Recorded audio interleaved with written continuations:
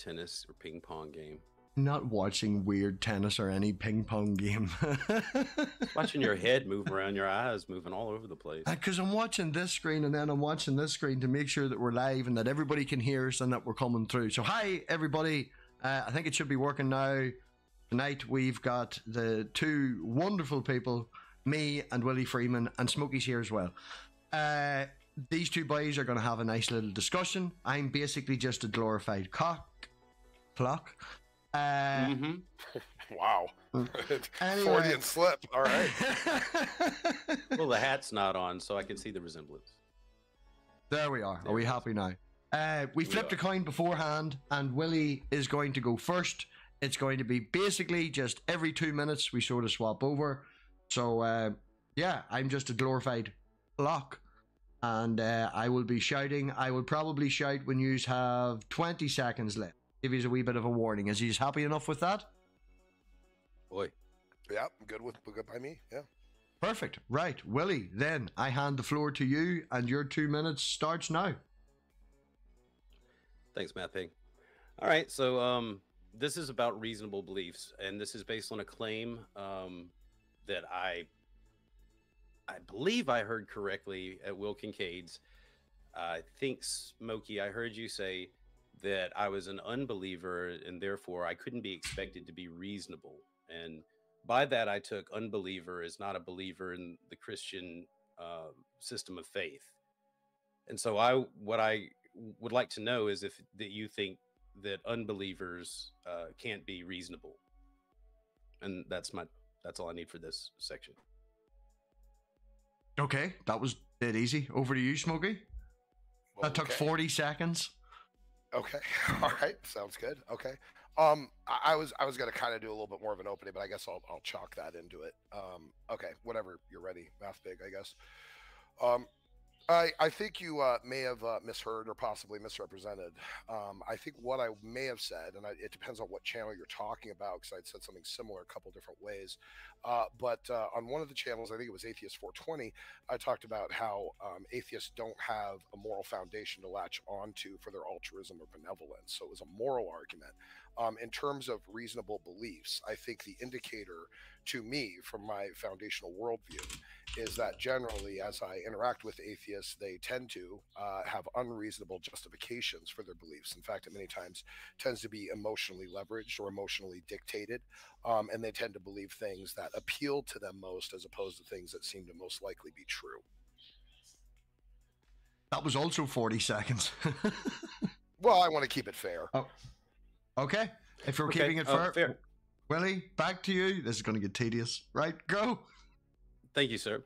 All right, so no, it wasn't that stream. It was a stream that you had it was right before your launch date or whatever. It was on Will Kincaid's, and this was over my liking Ace Theo, and that was really all we discussed. And then you began to talk about unbelievers, and you did call me an atheist, and said that it doesn't surprise you that an unbeliever is not reasonable and doesn't have reasons for what they believe. And so this didn't have anything to do with really religious. I mean, this was just a statement that felt pretty open about unbelievers not being reasonable. So if that's not your position, I'm not sure where to go then.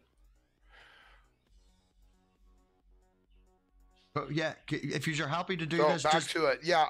naturally let it happen, and if somebody overruns 2 minutes, I'll just shout, because the whole fucking 40-50 seconds is going to get tedious.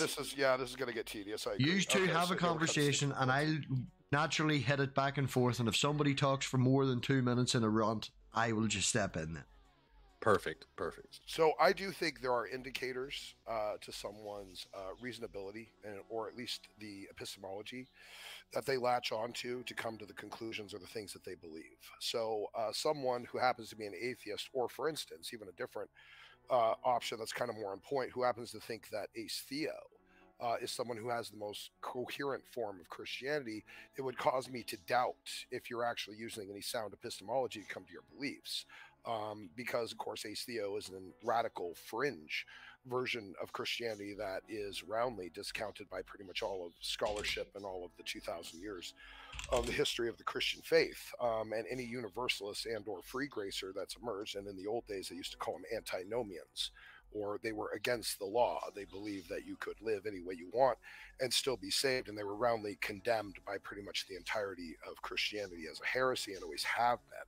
So by adopting a fringe version of Christianity and grabbing onto it and saying this is the most coherent when it represents the fringe and isn't supported by any arguments or sound scholarship, is kind of like believing in young earth, because it happens to be a fringe part of the scientific community. And I don't think that you would agree with that as a good methodology. Well, you said a lot there. As far as my thoughts on Ace, what the statement was that you weren't surprised because I was an unbeliever that I didn't reason well. And that wasn't really a statement on Ace per se. That was just, you didn't say people that agree with Ace. Yeah, I think if you are an atheist, and I know you've wanted to hide your beliefs from me because you think it makes a point, that's fine. But whether it's because you're an atheist or because you find Ace Theo to be the most coherent version of Christianity, I would argue in ignorance. I don't think you probably have any arguments for that, and certainly not from the argument of the consensus of Christianity and scholarship.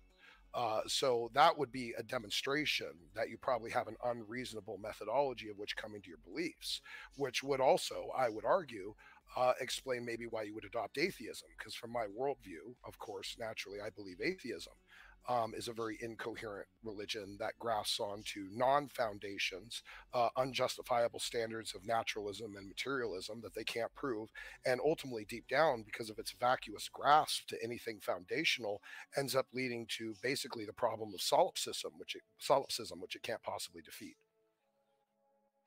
So based on what I said, though, about Ace Theo, you determined that I was an atheist? No, I believe that it was likely you were an atheist from that. And then also the fact that many people that I had talked to, Will Kincaid and others in our cult, had represented at times that they've seen you and interacted with you and heard you talk, that you seem to be very atheistic in everything that you were saying. Now, I'm not one, like many people, to go simply off of how people profess to believe. Lots of Christians profess to be Christians, and then they don't demonstrate that they actually live what they believe, which causes me to know that their beliefs are a fraud. It's just a statement. They might want to believe, they might want to convince everyone that they believe, but when it comes down to the metal of proving their beliefs, they don't actually do it. It's like saying you believe you can fly, but if you're never willing to go jump off of a tall building, I'm probably going to question whether or not you actually believe that. Do you think that Christians are more reasonable? Yes. And what would you owe that to? Well, there was a great video by Inspiring Philosophy that did a whole full breakdown of this, actually, of how atheists have a tendency, when tested, to not actually be the more reasonable groups of society. And as I said earlier, I believe, and from what I've seen, is that atheists tend to latch on to beliefs that are emotionally or psychologically appealing more than they are grasping onto things that are necessarily true. And at some base level, every atheist has to, I would argue, lean upon either something reductive, circular, or axiomatic. None of which they can ultimately justify, yet act like they live in a world of absolute truths that they can't justify through the realm of naturalism and materialism. I've yet to hear any convincing good argument for naturalism or materialism to be given. Would you like to share finally what you actually believe? So I heard you address atheism, but I didn't hear you address any other belief systems. Okay. Can I get an answer to the question of what you actually believe, so I'm not wasting my time here meandering around in the weeds of multiple faith systems? What specifically do you want to hear about? I just want to know what you believe. Is that a complicated question? Could be. Be more specific. What are you asking me? Okay. Okay, sure, that's fine. What do you believe about God? Or let me rephrase. What do you believe specifically about the Christian God? I believe he's mythology. Okay. And what do you mean by mythology? I believe he's a representation of other myths that preceded him, a conglomeration of Sumerian myths, and then later on, when you get in towards the Christian version, it leans more Platonic. Okay. Okay, so you have come to the conclusion, you would say, of your belief that it is mythology. Now, is there any God that you do believe in? Or are you a global atheist? No, I mean I believe in a god or gods, a source. So you do believe in an ultimate foundation, so like deism? Is that fair? Yeah, deism or at least a deity that holds cosmic structure in place. He may or they may or may not interact with us, but I would see no reason to believe that the gods have interacted with us personally. Okay. And what would communicate to you that they had interacted with us? Visits, experience. Okay. And how would that be recorded and relayed to other people? I mean, I'm talking about something that's tangible, like a personal visit. Are gods tangible? It In depends your on who you in your ask. worldview, are gods tangible? Not that I've seen so far. Well, no, but I mean, okay. Is it philosophically possible for your gods to be tangible? Is it philosophically possible for the source being to be physical? Yes.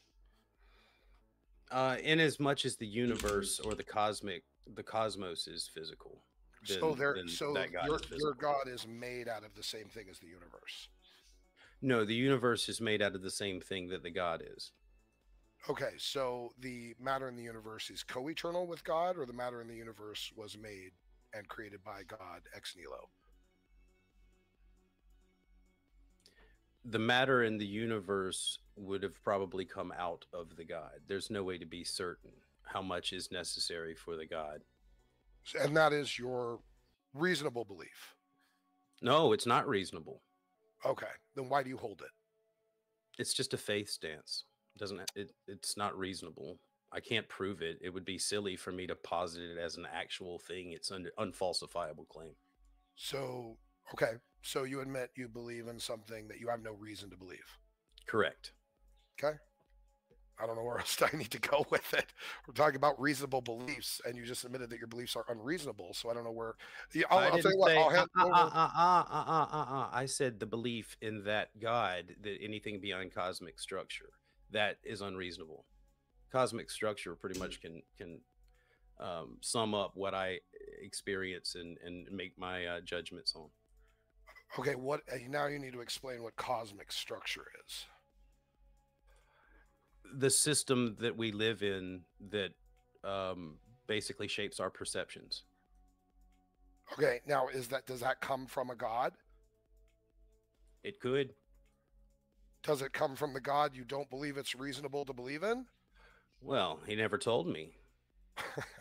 Okay. You want me to make more unreasonable, unfalsifiable claims? I mean, why would I do that? I'm not a liar. Okay. Well, I believe that one should have an external reference point from just the self and self verification, because again, you fall into the trap of infinite solipsism, where you can't escape and prove your own existence. You use the word proof. I don't think you can actually prove you even exist, certainly to any skeptical. In fact, any evidence out there can be denied. People can choose to deny it. They can come up with theories and ideas. I'm sure you've heard of the 10th man idea in scientific inquiry, where there is one person on a team of all scientists, and they're all given the same data, and one person is obligated to come to the opposite conclusion or the divergent conclusion of what all of the others seem to find the consensus to. And no matter how implausible, no matter how ridiculous, no matter how absurd it seems, that 10th man is still expected to stick to it and give every possible falsifiable defeater that they can possibly think of to try and go against the normal consensus. You're familiar with that idea, right? Right. So is this more of your round? Do you need more for that? I'm good, actually. I mean, he's already admitted that he has All right. unreasonable beliefs. He doesn't have Well, reasonable justifications for the things he believes. So he's just a wandering, I don't know, flesh beast with no real purpose, intrinsic okay. value, Well, telos. that Um, I'll conditionally accept all of that. But you said that you have external grounding. What external evidence do you have that you have a reasonable source of information that's superior to what I observe? well, I have a collection of arguments that I believe justify the existence of the Christian God. Oh, really? I don't know if, well, yeah, of course. I do adhere to and believe in certain components of the transcendental argument. I do think that Darth Dawkins perverts it, but I do believe that one must rely upon a central grounding reference point in order for knowledge or truths of the universe to be tangible or even knowable. There must be something grounding the consistency of these things. Otherwise, there's no faith that they will be consistent. Therefore, you have no faith that they will be consistent over time and that you can rely upon them. The laws of logic can change if you don't have something foundational to put them on. I also like the fine tuning of the universe argument. While many Christians will focus on the fine tuning of the solar system or the earth, which I think are good arguments in and of themselves, when tallied on top of all the other arguments, I do like the fine tuning of the universe, which is that all the metrics in the universe have to be fine tuned to a very, very specific degree. So much so that even the metric of the amount of matter that is in the universe is fine tuned to the metric of 1 times 10 to the 60th power. Which is just a little bit less than the number of atoms in the known universe. And what that means is that if we had even a dime shaped amount of more matter in the universe or less matter than the universe would either expand too fast and stars and galaxies and planets would never form, or it would be too much and everything would collapse into a giant black hole. So the fine tuning of the universe, I think, is also a good argument. I also like the argument from abiogenesis that it seems that such a complex organization of ingredients to create the first genome, the first cell, the first bit strand of DNA is beyond anything we can expect to actually occur in any naturalistic paradigm. I can keep going. I don't know if you want to Well, address. before you go any further, and I'm sure you probably can, with those, what makes you think that that's exclusive to Yahweh? Because it's the only god in the ancient Near East and only the god that seemed to emerge even after the fact in the AD that manages to make the correct claim about its essence, being outside all of time and creation, while all of the other gods have a genesis, an origin, a birth, or coming out of the the seed of someone jerking it into the Nile River or some damn thing. The God of the Bible is unique in that he is presented as supreme, timeless, endless before all of creation and eternal. And I think that makes the claim unique and coherent with the nature of reality. You said presented.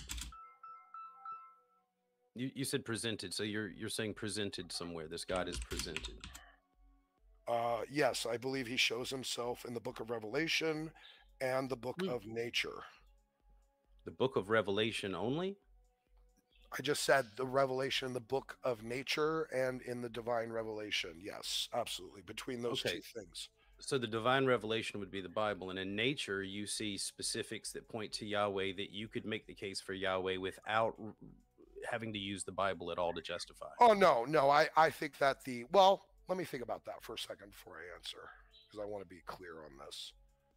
I don't want to split too many hairs. Let me change the question to something. Sure. Is there anything in nature that screams Yahweh without any reference to the Bible or the scrolls or whatever? For the sake of the argument right now, I will just say no. All right, so then we go to a singular reference point at the moment until another one comes up, which is the Bible. Correct. I don't think see, here's the thing. To me, the book of nature tells us there's a God. But unless that God does something to introduce himself to us, they're just an anonymous entity. We agree. Okay. We agree entirely up to the Okay. point where you bring your source point of the Bible. I don't agree that the Bible is indicative of Yahweh being. I don't think it's conclusive that Yahweh inspired that. Okay, and why is that? There's no way to prove it. It's not even consistent in its own descriptions of God and his nature. In what way? I'm going to let you lean here because I don't want to address arguments you don't have, and I don't want to assume That's fair. you have arguments you don't have. So I do want to let you lead here a little bit and give your actual objection. Here's the thing. I'm not being contentious. Okay. All right. Okay. So I might refer to you as an atheist, but I'm not referring to you as a global atheist. Okay, you're an atheist to the Christian God alone, just for That's the fair. sake of this argument. Is that okay? Yeah, I Okay. agree. That's fair. Okay. All right. Okay. So you're an atheist to the Christian God specifically, and that's the frame of our conversation. Okay. Now, I don't want to assume defeaters, because here's the thing: there's two kinds of atheists to the Christian God. There's those that are more agnostic, soft atheists who just say, I haven't had enough information to believe, or they're the type that say, no, I have tested the claim of the Bible, the biblical God, and I believe he's incoherent or inconsistent or contradictory, and therefore I don't believe him. Which one of those two are you? The latter. Okay, fair. Okay, so that means you have your own version of justifications that you believe make the Christian God incoherent or unreliable, or invalid of his claim. So let's start there then. Go ahead and lay out some challenges. Well, let me preface this by saying that Yahweh might actually be the God, but I don't believe that the Bible was inspired by him or written in any way with any real knowledge of who the God was. Okay. Have you researched any of the claims of prophecy in Scripture? I don't really want to get mugged down Sure. in this, but have you researched any of the claims of prophecy? Sure. Okay, Sure. and I But guess yeah, go ahead. I'm sorry. Let no, me no, no, let, no, let no, me you're fine. Go ahead. Clarify. yeah. Go ahead. When you talk about prophecy too, are we specifically talking about the Old Testament, or are we talking about Old and New? You know what? I'll tell you what. I'll let you pick. I mean, I'll take the whole Bible. That you I'll can't take the pick. whole That's not Bible. representative of your faith then. Let me just take the whole. Well, no, let me I take- want to answer the challenges that he wants to propose, and I want him to come from. Here's the thing: I do not want to put arguments in his mouth that he doesn't have, or doesn't believe, or have a problem with. So he has to pick. If he wants to focus on the Old Testament, focus on the Old Testament. If he wants to take the whole thing, take the whole thing. You do want to focus Which on the do New you Testament. It doesn't believe? matter. Which is What do you more mean? important to you? Answer me that, and then Will can go down that route. Which is more important to your beliefs, the older than you? All of it together. It's all a collective. It is. It's all That's a fine. collective. That's fine. It's all a It's not fair collective to make line. him choose, man. It's not fair to make him choose because Well, they no, it's like interweave the saying, Old well, Testament. which part of God's revelation is more important to you? It's a ridiculous question. I mean, Well, of I'm course, making an all of assumption that God's. Go I'm ahead. making an assumption that in the New Testament there are Old Testament prophecies that are relied upon. Therefore, we kind of have to look at them as a continuation. Well, let me give this argument to you. Let me see how you feel about this one. So, based upon scholarship and, of course, Christian tradition, and itemized work of the church and priests and scribes and bishops and all that, we've come to find what we believe are about 300 or so Old Testament prophecies about Christ coming to earth. And the New Testament, the four Gospels, and certainly various parts of the epistles lay reference to these prophecies. But in specifically the four Gospels, we found around 300 or so prophecies from the Old Testament that link to what was recorded in the New Testament. Now, fair. Let's just say for a moment I agree with what your objective would be, which is it's all fabricated, right? Is that maybe what you would think? I don't want to put words in your mouth. It's mythologized. I don't think it's all fabricated. It's Okay. mythologized. Okay, that's fine. Okay, so it's mythologized. So maybe there's some truth in it mixed with a bunch of, I don't know what, I don't know, embellishment, basically. Is that where would that be fair? Yeah, heavily embellished. Okay, heavily embellished to the point where you would say miracles certainly didn't happen. A miracle? You mean like walking on water? Right. Yeah, I don't believe Jesus walked on water. Can we put a pin on that? We'll come back to it. Okay, I want to Sure, focus back to my original point. So I'll come back to it. But let's go back to the original point. So we have 300 of these prophecies in there. Now, the Old Testament back in those days was not recorded the way it is now, where we have chapters and verses and easy delineations to find things. It was all in these long, drawn-out scrolls. Like when you got a book, you got the whole scroll, and you had to know it very, very well to know where anything was or any reference point was to it. And you had to know it very, very thoroughly and have some very in-deep knowledge to it. Now, what we find with the four Gospels is the manifestation of the reference point of these 300 prophecies.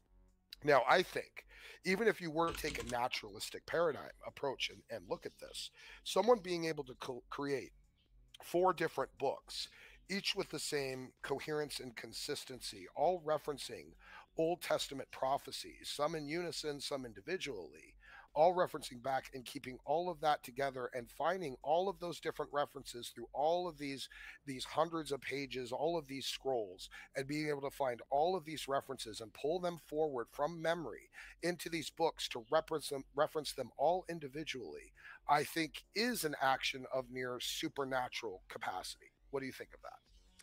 Well, I think that would be contingent about however many of these prophecies about the Messiah really came true and applied. So, what's your favorite messianic prophecy that you think Jesus fulfilled?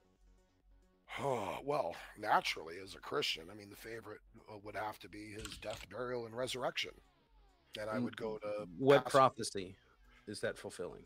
Well, like for instance, in Psalms, I think it's Psalms 22, if memory serves, where David writes this very vivid image of him being basically, essentially, what seems to be a future image of Christ's crucifixion. And he's going through the lines of what it was like to be in this state of affairs, is almost as if he was seeing it prophetically into the future. And the record that we have, of course, later on of Christ's crucifixion fits this very well, including Christ's very last words, which actually fit very well directly into the reference of this psalm. So even Christ himself on the cross references this psalm, saying this is talking about me by using the last words, his last dying breath, Wait, to draw excuse me though. reference to it. Are Yeah. you calling David a prophet? Yes. David had his own prophet, Nathaniel, and before that Samuel. Why if he was a prophet does he have his own prophets? Well, David is this is now theology. This is going to be a Bible lesson. But David is a typology of a priest king, which of course is what Jesus is. He is of a different priestly order, of which David is a typology or a Christology, a Christophany, if you will, which is an old shadowing or something that's shown in the Old Testament that draws reference point to the future Messiah. And this is the priest king of Israel. So yes, David had the position and the stance of prophetic deliberation. And so the verse that you're talking about, refresh my memory. What was it that you say sounds like Jesus is? Here, okay, I'll pull it up. Just give me a second. You can't share it because MathPig. That's fine. No, I don't. Well, I'll read it. We trust him on the read. He trusted us on the pink non-pink. Yeah, I trust you on the read. It's your book. Okay. Okay. Okay. Give me 1 second. Yeah, apologies for not being able to share the screen to everybody watching, but doing some jiggery to make it nice and all of this, and it just limits me at the minute. And to anyone who's, I don't know because I don't have it up, but if anyone's trying to say anything to me in the chat, and I'm not being rude, I just don't have the YouTube up. I'm watching the chat. If there's anything directly aimed at each other, there is lots being directly aimed, mainly with a lot of the audience that leans the atheistic, disagreeing with Smokey. But then, that's why you're here, Will. But if there's anything that anybody wants to specifically ask of the people on the panel, please do keep a wee memory of it. Towards the end, we'll maybe throw some out and we'll do a lightning round of 10 questions for Willie and 10 questions for Smokey and see how that goes. And all going well, we'll maybe open it up afterwards if the panelists want to hang around. But yeah, it seems to be going good. You're giving each other decent time. I don't think anyone's really broke over 2 minutes or so. Like, you're doing good. Very proud of you boys. Appreciate it. It was not Psalm 22. I got it wrong. I'm sorry. Biblically illiterate today. I think it's Psalm 21. Give me a second. I know it is one of these 20s right here. It's not 23, is it? I don't think so. It might be. Hold on. Been a while since I looked this one up. No, that's the Good Shepherd one. This is a different one.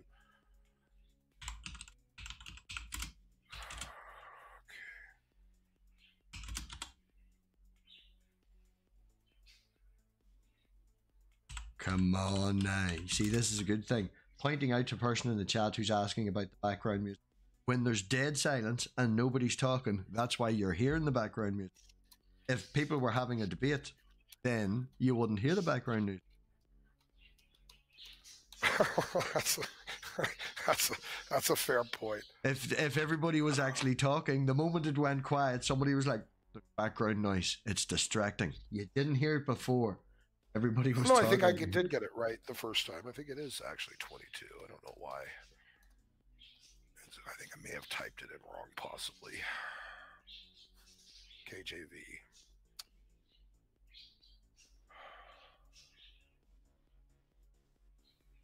Okay. All right. I'll read it. Excuse me. Okay.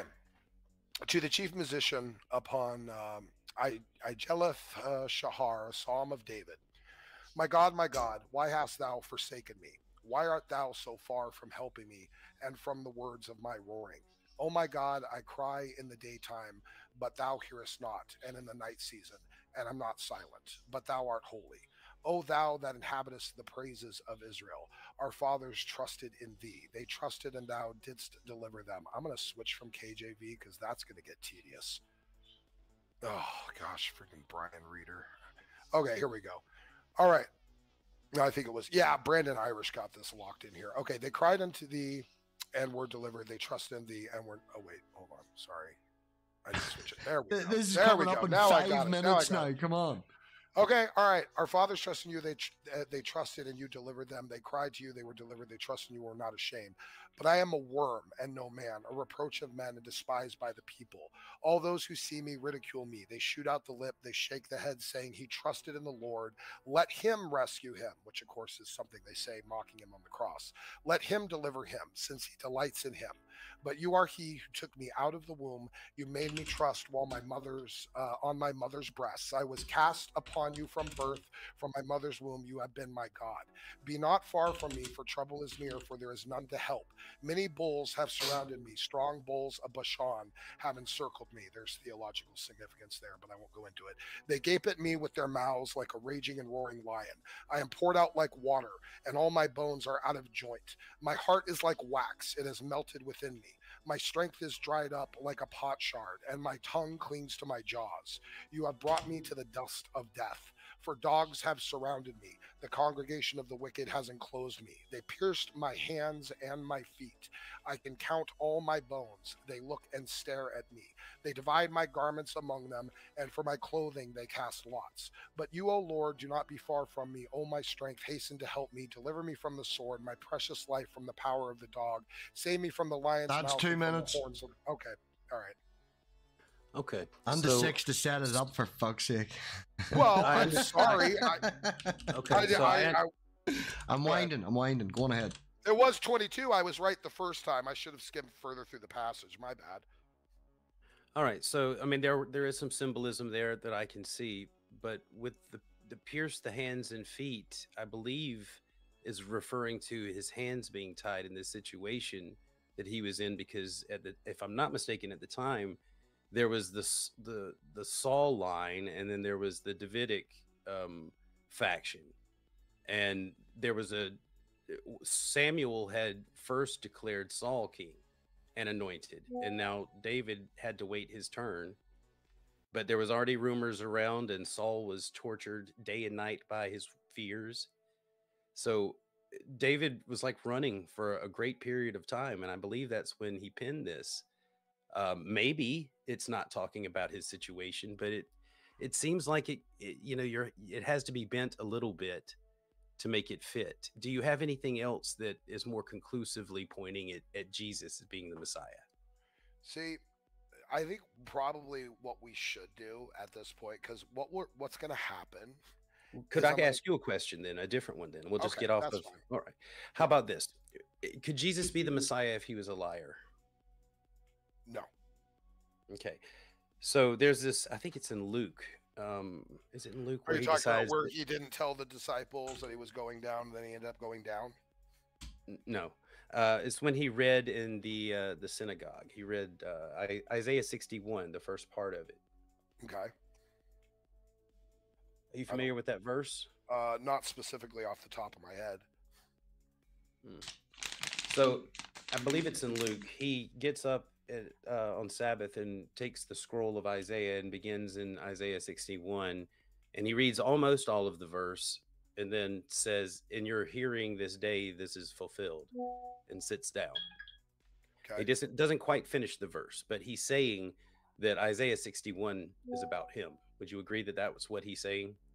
Well, I need to go back and look at it. I'm not sure exactly what you're referencing exactly. I need to go back and read it, but I'll go with it for right now. Sure, I guess yeah. If he's reading Isaiah, and Could remember you? there were no verses or chapters back then, So but whatever. Yeah, go ahead. I mean, whatever you want to say about that. I don't have it in front of me. I'm not sure what the reference point exactly is. So I mean, if you know it, I mean, I could pull it up. We can look at it. I could read it, or Oh, I I was mean, I'm muted. just I was muted. My bad. I'm pulling it up right now. Isaiah 61. okay.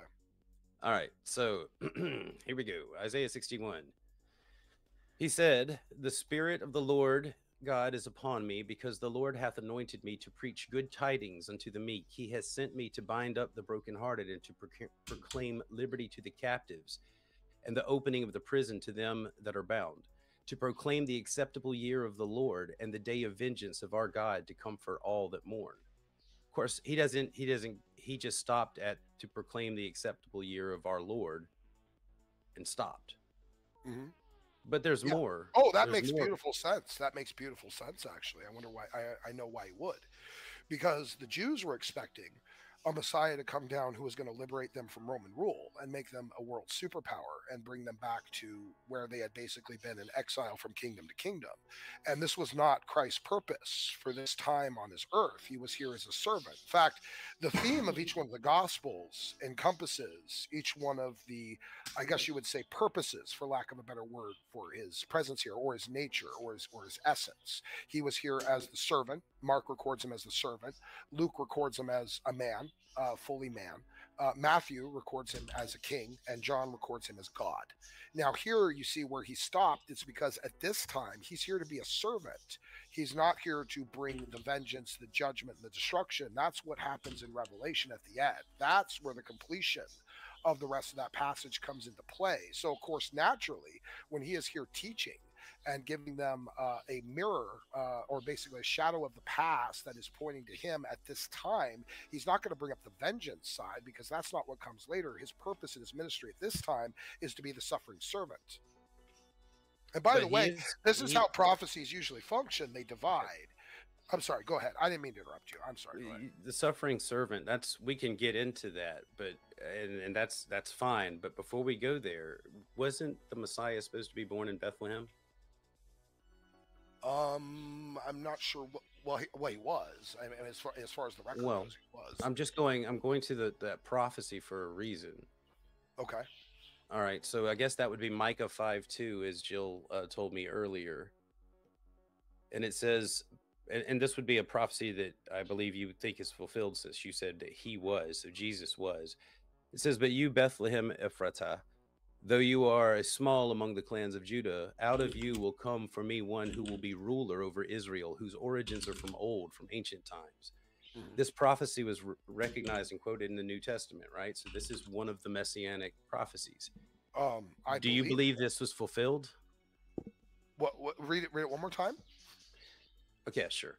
Um, it says the Old Testament prophecy that the Messiah would be born in Bethlehem is primarily found in Micah 5:2. This verse states that, "But you, Bethlehem Ephratah, though you are small among the clans of Judah, out of you will come for me one who will be ruler over Israel, whose origins are from old, from ancient times." Do you Okay. believe that was fulfilled? Sure. Yeah. Sure. Okay, so when was that fulfilled? What do you mean? It would have been when Christ was born. Right, but it says a ruler would come out of. Yeah. Well, that's of course true, because again, the scriptures were divided between a prophecy of Christ's work here as the servant and Christ's work here as the ruler, the judge, the one who is coming down to make everything right, to replenish Israel, to bring everyone, back under his wings, as he says in Isaiah. There is a time for him to be here as the suffering servant to die for everyone's sins and sacrifice himself for the redemption of mankind. And then there's another time, another age, which is a different set of prophecies that confirm that he's going to come back and judge. And by the way, many Old Testament prophecies are like this, especially in Ezekiel, where he is prophesying about Nebuchadnezzar conquering Tyre. And he speaks about a present time, a present period of time where Nebuchadnezzar is attacking, and then he talks about a later time down the road. When you see the present time coming into fulfillment and you know it happened, you can take confidence that the latter part of the prophecy is going to come true. And many Hebrew prophecies are split this way, to where you have something there's something that's either a word of knowledge that couldn't be known or something that is immediately proven true. So are we saying that only part of this prophecy is true? Currently, only part of it is fulfilled. The rest of the prophecy is still waiting to be fulfilled for Christ's return. Hence, that's why Christ stopped at that point you talked about in Isaiah 61. This feels a lot like a Bible study with a non-believer, by the way. I usually don't. Well, I mean, it doesn't matter how it feels. This is just my question. So what I'm saying, and this is better. I'm not ignorant. But I'm this isn't ignorant of the debate Bible. stuff. Yeah, well, clearly you are, buddy, because you don't really know any of this stuff. There's no reason to get into it. Well, see, here's the thing. These are not complex. I'm not done. I'm not done. Okay. These are both talking over each other, so give it a wee minute and let Willie just say his wee piece. Smokey, you have been, just objectively talking more in this than he has. He's usually 40 seconds. You're in around 2 minutes. Just let Willie do his thing and then respond. Have him take as long as he wants. Okay. I was just saying that while Jesus was on earth, he was never a ruler. He never ruled anything. So that is yet to be fulfilled. So I can't attribute this as being a fulfilled prophecy towards Jesus. He may have been born in Bethlehem, but so are many people. I'm done. How long can I have? Oh, no. Talk normally. Talk away, man. I'm just pointing out one fact out. No, I don't want to be accused of being unfair here. Nobody is accusing you of being unfair. Nobody is accusing you of being unfair. Willie is asking questions, you're giving answers. Generally, answers take longer to say than questions. Don't get fucking butthurt. I'm not getting butthurt. I'm just saying, I just don't want it to be. Talk like you normally do, and if you're rambling, I'll shut you down. Go on. All right, that's fine. Okay, that's fine. So, refresh me the question one more time, Will Freeman, please. I said, if that's one of the messianic prophecies that you rely on, I can accept that perhaps he fulfilled being born in Bethlehem, but the latter part of that is yet to be fulfilled. So Jesus is not exclusively the only one that could fulfill that. Okay. The point that he fulfilled the first part is the indicator and the sign that he'll fulfill the second part. If he did fulfill the first part, we can count on the fact that he will fulfill the second part, which is why many times prophecies are split. This is what gives, here's the thing. In the old, okay, can I do this?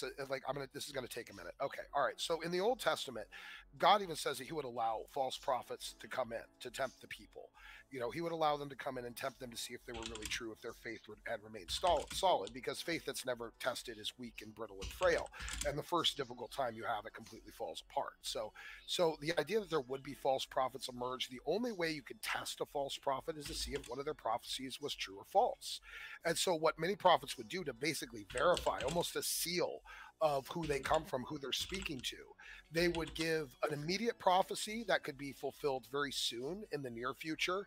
And then if that happened, then they would have confidence and faith that the future prophecies, the more if you're further on down the road, those could be believed because the initial prophecy was found true. This is why in the Old Testament, it talks about if you get a prophet who even gets it wrong once, you're supposed to stone that prophet and move on. I think they did that with Jesus. Well, Jesus was claiming to be No. Wait, understand what I'm saying. I think that if that prophecy is true about a false prophet, and no, that's not a prophecy. It's not a prophecy. It's a command. Okay, it's a law. Okay, it's a law. Fine, you've corrected me. So it's a law about a false prophet. It sounds like the Jews were well in line to crucify Jesus for being a false prophet. He wasn't a false prophet, and he hadn't given any false prophecies. All right, what's your next fulfilled messianic prophecy? No, hold on. He didn't. Let's not run away from that. We don't need to run. We can stay right here. Well, okay, he didn't have any false prophecies. Number one, at all. So I don't know what you're referencing to. And second of all, it was very Okay. clear if you read the Gospels why he was crucified. Do you know why he was crucified? The claim I that was I made. can accept your challenge that you said that there's no prophecies that he gave that he didn't fulfill. But what about when he said, "Some of you that are standing right here will see my return"? That's not really the right words. I mean, you're kind of paraphrasing that with an interpretation. Oh, Until did he all of not mean that? until of all of these things that he was talking about come to pass. I think you're talking about the prophecy in Luke about the end of the world and also the sacking of Jerusalem. And actually, all Christian scholarship understands that there are pieces of these words that Christ was giving, prophecies of the future, that actually did become fulfilled and were intended to be fulfilled in 70 AD.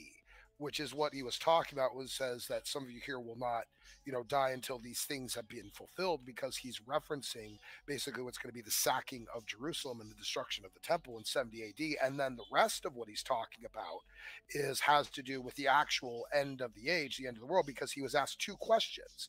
He was asked, what is the sign of your coming, and what is the sign of the end of the age? So they're basically referencing 2 points, or I think that's the words. I might have to go Did, back and see it. did But the they're asking disciples two questions. understand that? No, well, not necessarily. They may have. I don't know. Possibly. Probably. I don't know. They had the Holy Spirit. They very well may have. Scholars certainly understood it. So what you have is, you have again this prophecy where it's split down the middle, where Christ gives some information to be fulfilled in the near future, and then you can count on the rest of prophecy to be fulfilled in the later future. And one of which had to do with the sacking of the temple, which is why when he's referencing and talking to these people, some of you, won't see death until these things have come to pass, referencing, of course, the sacking of the temple in 70 AD, which would be about 40 years, after he died. But not his return. He wasn't talking about his return. Correct. Correct. Yes, clearly. Mm. All right. Unless you actually So want to take one of the extreme, preterist views, and no, you want to claim that Jesus did return in AD 70, and we have to nope. try and find a way to make that work. Oh, I definitely don't think he returned. Okay, well then we're good. I don't either. I don't even think he resurrected. I don't think there's a prophecy about him resurrecting, is there? Actually, that's an interesting point that you make there. In the ceremony, that the sacrificed lamb never had to come back to life. Once the lamb died, the sins were paid for and it was done. There was no That's a good resurrection point. involved in the ritual. That's a good point. But now this is going to be more theology. I don't know how deep we want to get into this, MathPig. This really has nothing to do with reasonable beliefs. I mean, we're just having Bible study at this point. I mean, Use this your is bouncing what back we're and here to forth. do. I mean, Nobody is keeping it. As I say, most of the time it's not been breaking 2 minutes. You have been. People okay, in well, the chat have even commented, Smokey, just to give you a compliment. People are saying you're being very respectful tonight, compared to usual. Compared to you. Compared to usual. I'm just saying, all right, you're getting compliments in the chat. You must have some fanboys. I'm being shouted out for being unfair and biased, but I'm trying my best. But it's up to you. Wait a minute. No. It has been going for 45 minutes. It's been going for 45 minutes now. So if you want, we could spice it up a wee bit and ask some questions from the chat for another 15 minutes. That hits an hour, and then we could open it up. Do you want to do that, Smokey? Yeah, I'm good with that. And by the way, I do just want to say I think you've done a great job tonight, MathPig, and I do think you've been very fair. I don't think you've done anything unscrupulous. So tip your hat. Yep, absolutely. Yeah. So kudos to MathPig for moderating and being willing to do this. I know you had to take time out of your schedule. I don't know what god awful time it is there now. Oh no, it's early here. Everybody was under the understanding that it was like 1 a.m. It's not. It's not even 11 o'clock here. So, thank you, MathPig, for doing this. But Smokey, before we put a pin in this, go ahead. Can I get you to admit that I'm not unreasonable? No, I don't think you're a reasonable. To be fair, you did that yourself about 25 minutes into the fucking debate. Yeah, right. Is there anything that you think that I believe in that's unreasonable? Yeah, your unreasonable God is one of them. I think it's very unreasonable to think that Ace Theo's version of Christianity, universalism, free grace, is the most coherent version of Christianity. And it looks like you don't really know much about theology, or certainly so mainly just things having to do with the booga booga.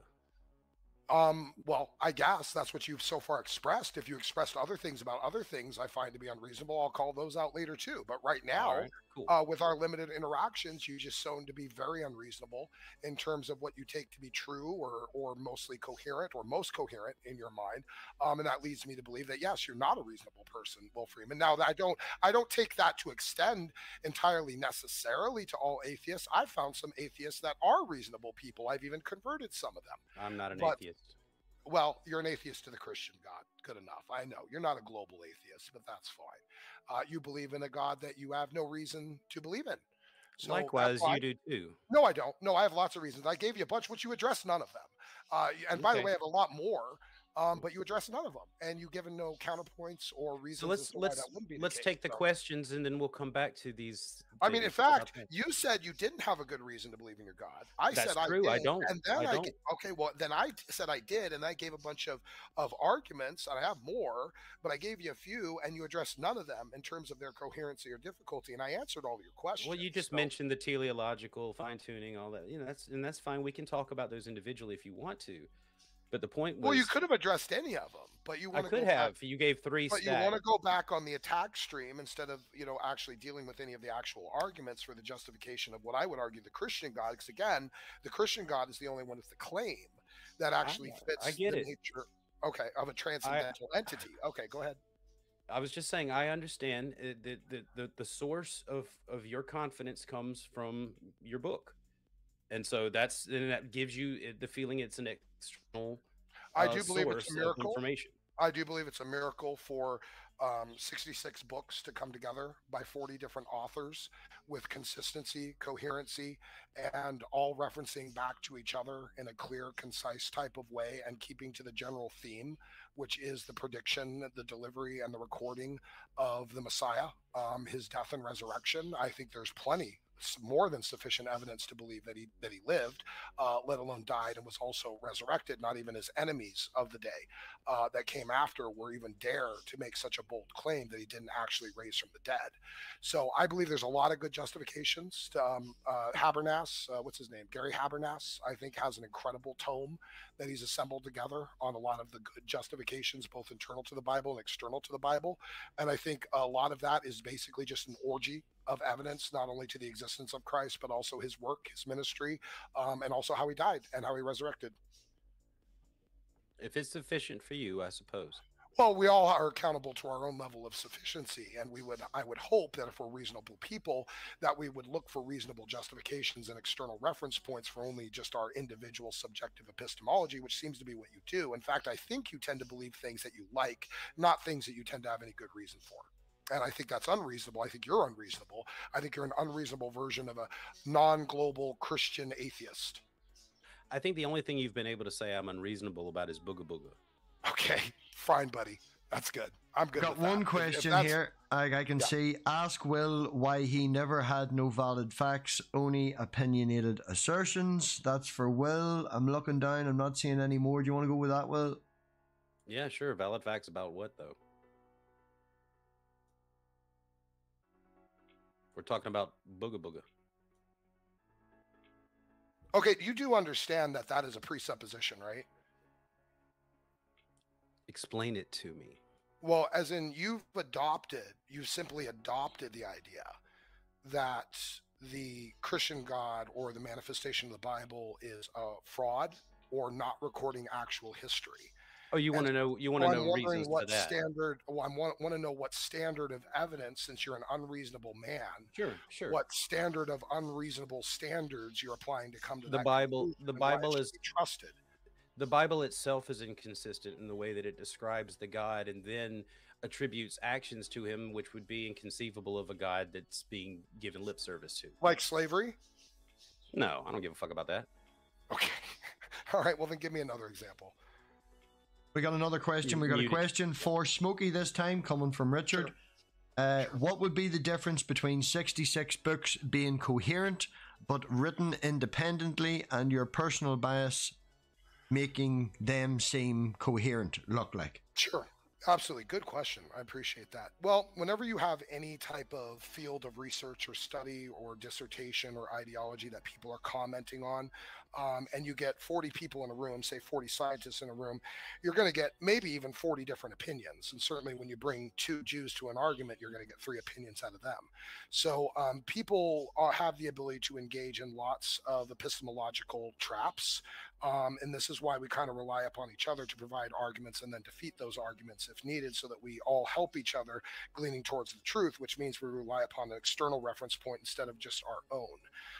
So now, in terms of the Bible itself, with the 66 books, I think the fact that you can get 66 books written by 40 authors to all have the same theme and coherency, all pointing to the same thing in the future, none of them which knew was actually going to happen except through the revelation of our Lord and Savior Jesus Christ, and all of them coming together to point in consistent thematic methodology to the coming of the Messiah, and all being on the same page, I think is nearly a supernatural work. I don't think human beings tend to be as collected and coherent and consistent all on their own to manifest something like that, which screams to me that there's probably a supernatural component to it. Okay, William, would you like to retort to that? I ask the next question, which is also for Smokey. Can we have some questions for Will? Although we are getting to the hour time. Give us another... You know how it works here, MathPig. Most of the Christians get most of the questions. You know how it works. I'm being fucking in the middle, you know? Anyway, right, question for Smokey. Why would we believe that the stories in the Bible are true if the evidence is so clear from the authors of the Bible were copying their stories from earlier nearby culture? From Ligma to Smokey. Appreciate it. That is an assertion, and certainly I'll give it to you. It's an academic assertion, but it's not the only academic assertion. And there is a great book I have from, I believe it's David Currid, called Against the Gods, which actually discusses in very pristine detail a lot of the cuneiform parallels, the Ugaritic texts, the Babylonian culture, all these things that secular scholarship will use to try and poke holes in the Bible. And what we find with greater scrutiny is that a lot of these narratives and these stealing of symbologies of other cultures in the Near East were actually intended to be polemics, to take the common symbology and the common cultural archetypes that were available at the time, like the chaos waters or the chaos serpent, Leviathan, which is used in the book of Genesis to talk about how God is actually supreme to Leviathan. The chaos waters is actually preeminent, and it uses that similar type of symbology, where the rest of the deity claim to be emerging out of the chaos waters or being born somehow. God, the Yahweh, has a very, very unique claim to where he is actually preeminent to all of creation, which makes him more viable in terms to believe. I'm sorry, did I answer the question, or was I off there? Did I still not answer it?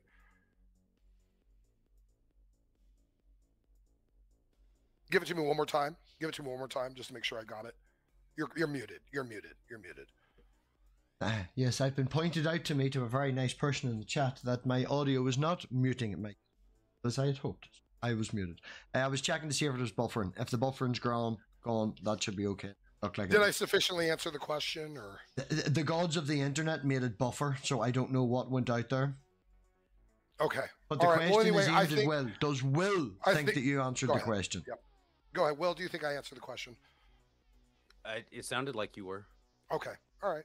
Okay, I guess we're good. So yeah, I would ultimately believe that there are polemics back there that many times are used to poke holes in it. That I don't think that's not a deductive argument. That's an abductive argument. And that's up to debate. So anyway. Okay, right. We've hit the hour. If anyone wants to do some shilling, shout some out. Pointing out someone in the chat. If anyone wants to put Praise I Am's link, Praise I Am is there. Some people may not be subbed to Praise. You should, and then not watch it. I'm not going to say anything. That's no, you know, because he needs them numbers. He needs them numbers. Was that all the questions? There was one other question I think that was aimed at both people, but the chat is scrolling quite quickly. We'd over 40 people here tonight, which is quite good. Nice, well done. Okay, cool. There was one from Halsey, I think, about there we are. Have either of you ever had an experience you couldn't explain but followed it anyway, and later it was revealed to you what it meant? Thank you, Halsey. Go ahead. No, that wasn't Halsey. It was Tug. Thank you, Tug. Oh, Tug. Okay, well, yeah, go ahead, Will, if you want to field that. Yes. Will, you go first. Come on, Will. He just I said did. no. I He said just said yes, and he's done with it. Well, it's embarrassing because I'm no longer a Christian. You know, I would. It What do would you mean be you're no almost. longer a Christian? What does that mean? It means I used to be a Christian, Smokey. Oh, okay. I'm sorry. I thought you were saying like now you suddenly stopped. Okay, all right. I'm sorry. I apologize. Now that I'm no longer a Christian, it seems it would almost seem insensitive for me to say what I think was going on when that happened. So I'll just say yes, and I believe now that I was wrong. That I was the thing I was following was my own mind. I was telling myself what to do. Okay, what was the question again, Tog? Yeah, what was it again, Math? Experience you haven't complained that you can't explain that you followed anyway, and there was some other part you found out later. I forgot exactly. Tog. Yeah. I guess. Yeah. I mean, I've had things that I've operated on that I've found out to be in need of extra information to come to a different conclusion. And I think if someone's being honest about their epistemological methodology, then they are going to be willing to change their beliefs and viewpoints based upon, the reemergence of new information or the emergence of new information. Was that the last question? That was the last question, and I'm not really looking anymore because God's integrity pathways, I'm sort of having a conversation with them. Always welcome to come on. GIP, we'll call you GIP. I don't know. Are you guys going to be on for a little bit? Because this whole missing time thing kind of messed up my day a little bit. I do have some errands I have to get done before 5 p.m. But I can come back. If I can get them knocked out real quick, I can always come back. I don't want to mess up the after show. No. I'm probably going to shut this down, do an open panel, and you being a panelist, I'll keep it. Okay. I do only have 6 slots available, Oh, that's fine. Okay, yeah. If you've got 10 on yours, we could go to yours. But I do. I have 10 but on then mine. you're in charge, and I don't like you in charge when I'm streaming on my channel, right? Because you could be a cunt. Well, that is fair. I'd rather take the hit and have 6. But I'll tell you, why don't we just do the 6 and you can just cycle them in and out or whatever. Yes, I get it. I understand. Yeah, that's but anyway, yes, shout out to God's integrity pathways. I'm complicated. Smokey, I'll tell you, I don't know. Agnostic doesn't really cover it. I don't want to say atheist because I don't believe in this and that.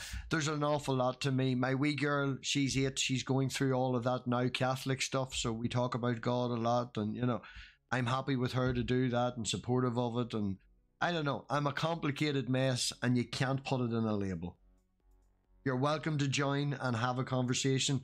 But you said you don't join panels. You only do streams on your channel.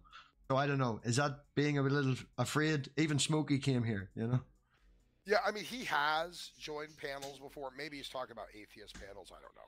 But whatever, that's fine.